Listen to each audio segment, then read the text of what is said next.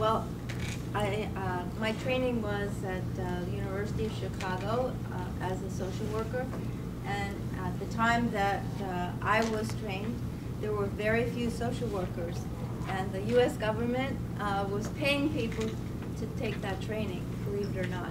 So they were paying people to go to the University of Chicago School of Social Work, and about 10 years later, the whole situation was different, and every time somebody would go for a job, there would be 90 people applying. So they did a good job with that. But I was one of the beneficiaries of that, and I worked in children's agencies for a long time. Then I had children of my own, and I did a lot of playing with them, and they did a lot of playing around my feet in the kitchen. I think it's really important to have children when you're focused on children, because they're kind of, it's good that you have the personal experience of being a parent if you possibly can. I remember when I was working for Chicago Child Care Society and taking care of, well, overlooking foster care and adoption, and I think I was like 23 years old myself, and hadn't had children. And some of the older social workers told me that if you ever come across a baby in a foster home that has a bald spot in the back, that means that the foster parents have been letting the child lie on their back for long periods of time and not taking care of them. Well, when my first child had a bald spot in the back of her head, I realized that isn't true, but that was widely believed. So anyway, after my children were ready for school, then I went to work voluntarily next to the school social worker in my community, and we were way ahead of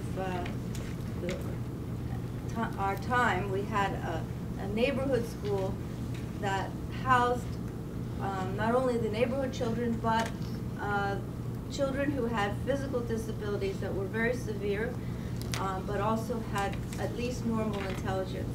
So sometimes we had kids who were extremely intelligent, but just couldn't move around by themselves.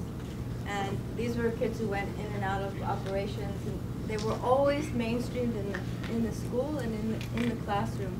And it was my job to help those children fit in with the classroom and get along with the other kids in the school. It was a fabulous job. I'd love to talk about that forever, but I can't. And then we moved to Washington, and I got a job at the Jewish Social Service Agency. Basically, it was just to help parents who had disabled children.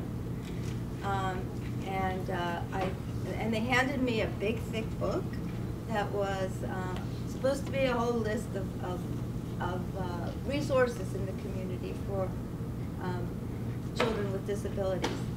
And every time I would pick up the phone and call and see what was available, I would find out that the service was no longer going on. They had lost their funding, all the things that happened, or it was just an idea that they had when this book was being published, and they thought they were going to do it, but then they decided not to do it. So it turned out there was hardly anything available besides public school. So I went to the ombudsman for the public school, and I said, tell me the lay of the land here. Where are the resources? Who are the people I should be in touch with who can help the parents that are coming to our agency? And that was really the best thing to do. Then I set about creating programs for people with disabilities, a whole, from the cradle to the grave. Many things that hadn't been done before. There was the first mental health clinic for people who are deaf. It was probably my proudest thing that I accomplished. But the Jewish Foundation for Group Homes, getting synagogues to give bar mitzvahs to retarded adults who missed out and felt it. There were all kinds of things like that.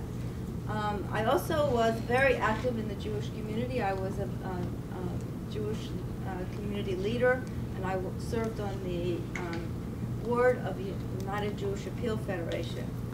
So I did all the time, work cooperatively with all the other agencies in town. And then I met John Wallach, and John Wallach was a journalist, and he had decided that he wanted to start something new called Seeds of Peace. He already had the name. He knew what he wanted. He wanted a camp for kids from the Middle East so they could get to know each other. And he thought, very simplistically, that if he just got them together in a camp, that they would form wonderful friendships. Arabs and Jews would form wonderful friendships, and they would grow up to become leaders in the Middle East. And since they would love each other, there wouldn't be any problem anymore. I thought that was a lovely thought, but I did know a little bit better than that. And so I said, no, if you do something like that, it's going to have to be really very much thought out and coordinated, and don't expect to succeed right away. You know, give yourself some time. So together we put together the first Seeds of Peace summer camp in 1993, and we put it together in 4 months. So if you put together an organization in 4 months, that's an international organization involving people who are at war with each other, you can expect to make a lot of mistakes, and we did. So don't want to disappoint. So it's 19 years later. I had told John I would help him a little bit. I think I have. And we have now 4,603 participants in Seeds of Peace, and we call them Seeds, and they truly are wonderful. Yeah, but how I've started working with children is that I've been taking students abroad for 7 years now, and I've taken students to Ecuador. It's been my 5th trip coming up this year, and we're working with children that are living in an orphanage in Ecuador called the Para Sus Niños, or the For His Children Orphanage. And about 35% of the children that live at this orphanage have severe or moderate disabilities that would require daily or weekly physical therapy. And my colleague Annie Schritt and I we took 14 students the first year, and actually we have some similarities. And like, I know Regina because my children both went to the Russell J. Call Center. You know, I have 2 children like you do, and actually both of my kids have some glitchy little needs that have required some intervention. So I've got the experience of treating people, having children, and then also seeing children struggle. So, you know, it's kind of a total package. But with the students, the connection to Ecuador was actually through my church, which is a congregational church. And Ecuador, which is, as you know, a South American country, has a very long history with missionaries. And so the missionary connection was what brought me to Ecuador. I'm not a missionary, but my church does support the orphanage. The For His Children Orphanage has been in operation for 20 years.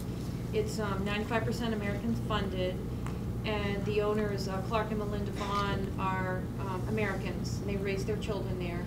And so this will be the 70th number of students. Number 70 are coming this year, but we've worked on creating low-tech, sustainable interventions for the children, where we've used a lot of therapeutic play to promote normal function and development.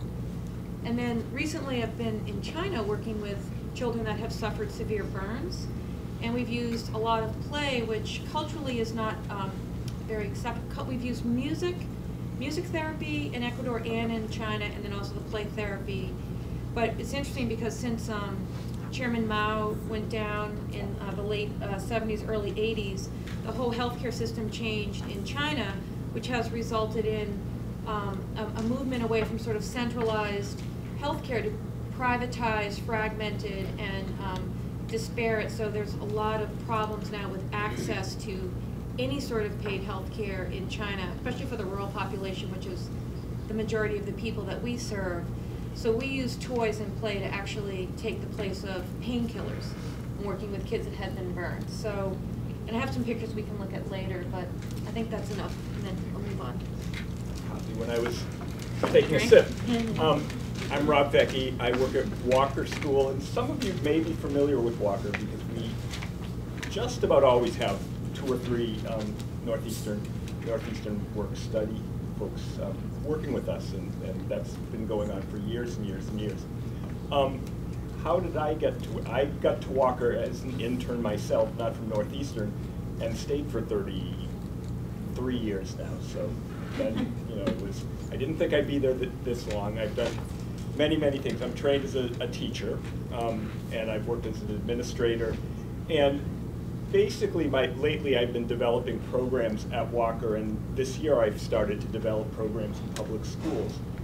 And the programs, what brings me to kids is I work with kids with severe emotional and behavioral issues, usually multiple diagnosis, although I'm not a big fan of diagnosis. I'm a big fan of looking at a kid and thinking that this kid is really, 99% of what this kid is a kid, and 1% might be that troubled kid, and trying to find the kid within that.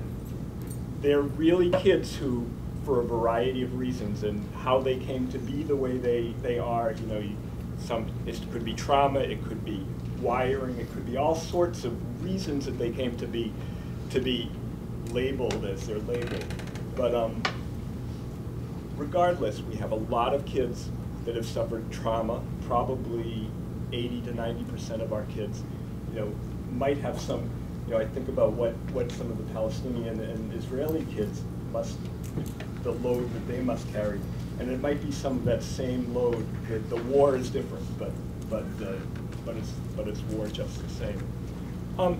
So how to take these kids and kind of do the silliest thing of all is lump them all together in this residential treatment center. And we're a residential treatment center. We have about 40 kids that live with us, and about 40, 50 kids that are day students that come to us.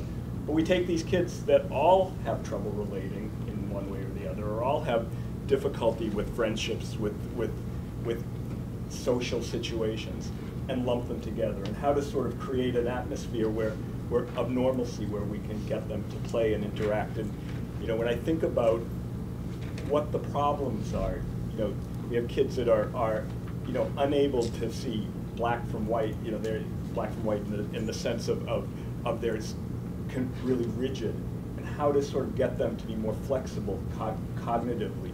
Play is probably the way to do that, better than anything I could possibly do in the classroom. Getting them to interact and to share and to find ways to negotiate. Our kids need help with that. They need adults to be there all the way, doing some things that I have 2 sons as well. My sons, when they were 2 or 3, were beginning to work out some of the things that our 11, 12-year-olds are still working on.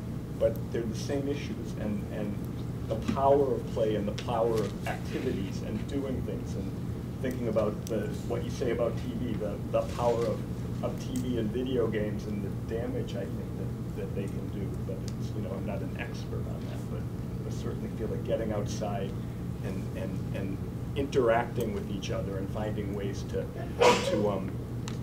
negotiate through the pathways is so important.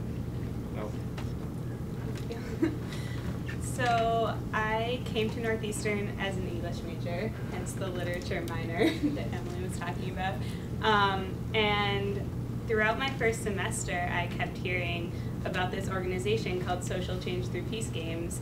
A couple of my friends were involved in it from the start of their freshman year, and I went to the celebration at the end of that semester to support my friends who had done it. And watching the slideshow, I remember turning to my friend and just saying, "So you just play with kids? You go into schools and play with kids?" And it seemed natural that I would want to do that, and I signed up for it next semester. And that's something that's really changed the whole path of my college career. After I started getting involved the first semester, I went into a 4th grade class at a local public school just right down the street from Northeastern, and working with those kids was something that, even though I had worked with kids before, it was something totally new. But I found myself looking forward to it every week, even though it was challenging. I found myself wanting to go back every time. And going further into my sophomore year, when I started looking at co-ops for English majors, I realized I wasn't an English major anymore, and that wasn't the direction I was going in. So changing to human services has been basically just shaped the rest of my college career and what I want to do afterwards. And Peace Through Play is just something that I'm passionate about and want to keep going back to every time. Just similar to what you were saying, the way that children play naturally is just so inspiring, and then to use that as their kind of natural language to express themselves, to build up their self-esteem, and to use play in a structured way and unstructured to help them develop those skills that they need is just something that I continue to want to do. So that's how I got here. Well, I, in my 40s, decided that I was sick of being in business and sick of being in retail and all of that sort of thing, that I should go back to my first passion, which was being with children. So after my son was born, I did family daycare for a while in my home, which I absolutely loved, working with the toddlers and infants and preschoolers. And then, because I lived with my mother and she retired, she put me out of business. So rather than thinking, oh, what am I going to do now, go back to business, I thought, no, I'll go back to college. So I went to Wheelock and I got a degree in early childhood education and child development. The most exciting thing for me, though, because I was gearing to be a kindergarten teacher, was when I was in grad school, I worked in a preschool in the mornings. And the minute I walked in and started playing with those kids, I thought this is the place where I should be. It certainly wasn't the most lucrative career, but for me it was the most rewarding. And then the luckiest thing ever happened. I got a job at Northeastern and became the director of the Russell J. Call Children's Center. And I can't emphasize how fabulous that is for me, and I think for the children who come to our center, because Northeastern is very hands-off. They let us do what we know is the best thing for children, and that's let them play. So we don't consider ourselves babysitters. The teachers who work at the center with me are developmentalists. We know how children are developmentally. That's how we make our expectations and create our curriculum.